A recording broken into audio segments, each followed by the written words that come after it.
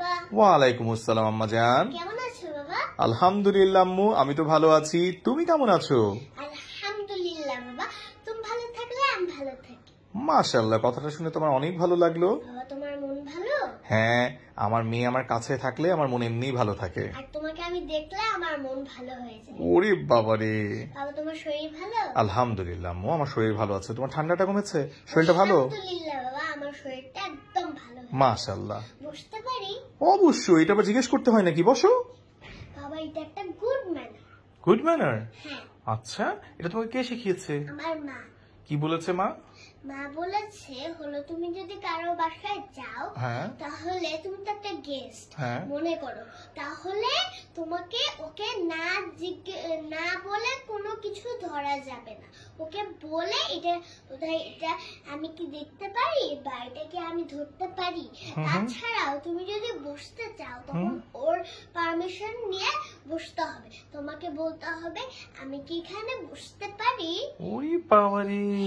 আর খাওয়ার টেবিলে যদি সবাই খাচ্ছে, ওদের দেরি হচ্ছে আর তুমি অনেক তাড়াতাড়ি খেয়ে ফেললে, তখন তোমাকে পারমিশন নিতে হবে যে আমি কি যেতে পারি, মানে আমি কি হাত ধুতে পারি। ও আচ্ছা, মানে তুমি টেবিল থেকে ওঠার আগেও পারমিশন নেওয়া উচিত। ও নাইস, এগুলোকে গুড ম্যানার বলে।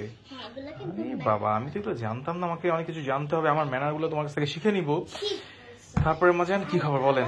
হ্যাঁ, তোমার পাটা এরকম হয়ে গেছে। এরকম হয়ে গেছে? আল্লাহ, কি ব্যথা, একটু টিপে দিব? কিসে পা ব্যথা আমার? আরে তোমাকে একটু টিপে দিই। আরে না, আমার পা ঠিকঠাক আছে। না বাবা, তুমি আমার বাবা না, একটু টিপে দে। পা টিপে দিবি? আমার মেয়ে পা টিপে দিতে বললে আমি কি না করতে পারলাম? তো আরামই লাগে। থ্যাংক ইউ বাবা। আর বাবা এখন খুব গরম পড়ছে না? হ্যাঁ, অনেক গরম। মানে মা আসলে হঠাৎ করে গরমটা পড়ে গেছে। ঠিক বলছো। এই যে এই গরমে তুমি তোমার অফিসে যাও, কত কষ্ট করে যাও না। আর আমরা তো বসেই থাকি, আমরা তো এসি দিতে পারি, তুমি কি এগুলো করতে পারো? আরে আমি হলো গাড়িতে যখন যাই এসি ছেড়েই রাখি। আমার অফিসেও এসি আছে, তো খুব একটা সমস্যা হয় না মা। হ্যাঁ, এসি তো আছে, বাট হলো গরম তো না, এখন তো গরম পড়ছে, তার জন্য গরমটা লাগবে। গরম তো পড়ছে, এটা তো কিছু করার নাই। রাস্তায় তো একটু জ্যাম থাকে, তার মধ্যে তো গরম থাকে, এটা থাকেই। জ্যামের মধ্যে তোমার তো আর ভালো লাগে না, বসে থাকতে তো অসহ্য লাগে। হ্যাঁ, এটা তুমি যখন স্কুলে যাও তখনও জ্যাম থাকে, তখন তোমাকেও এরকম ওয়েট করতে হয়। একটুও ভালো লাগে না। তো এটা করতেই হয়, এটা কোনো ব্যাপার না। বাবা জানো, এখন আমি কিচ্ছুই খাইতে ইচ্ছে করছে। কেন?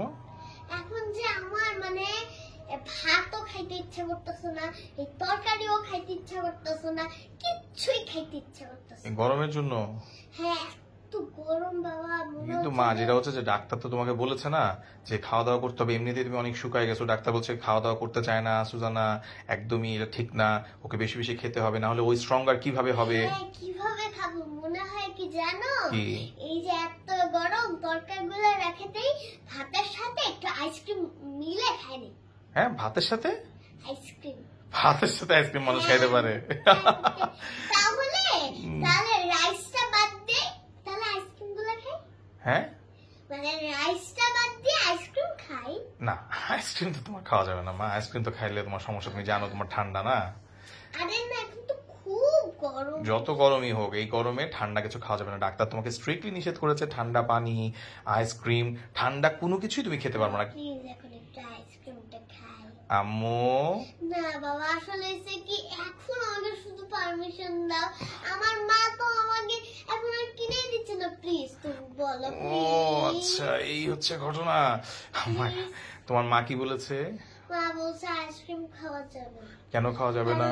গলায় টনসিল। হ্যাঁ, তুমি জানো এটা তোমার গলা ব্যথা হলে কার কষ্ট হয়? না না, আমি বলো গলা ব্যথা হলে কার কষ্ট হয়, রাইট? তখন আবার ওই ব্যথা আবার জ্বরও চলে আসে। তা তুমি জানো তোমার প্রবলেমটা আছে। ডাক্তার আঙ্কেল সেদিন বারবার বলছে সুজানা তুমি কিন্তু ঠান্ডা কিছু ধরবেও না, খাবেও না। তাহলে কি এখন আমরা জেনে শুনে তোমাকে? আমি আইসক্রিম খাবো। আম্মু প্লিজ কথা শোনো। না, আমি আইসক্রিম খাবো। না না না, ওই যে তোমার আম্মু চলে আসে, দৌড় দাও দৌড় দাও দাও দাও। কোনো কিছু দেওয়া যাবে না। তার জন্য আমাকে আইসক্রিম দিলাম না তো? দিলাম না। মনে রাখবে, এটা করছি। হ্যাঁ হ্যাঁ, মনে রাখবো। আসছে আর কেউ? ওয়ালাইকুম আসসালাম। এই ছিল এটার মনে।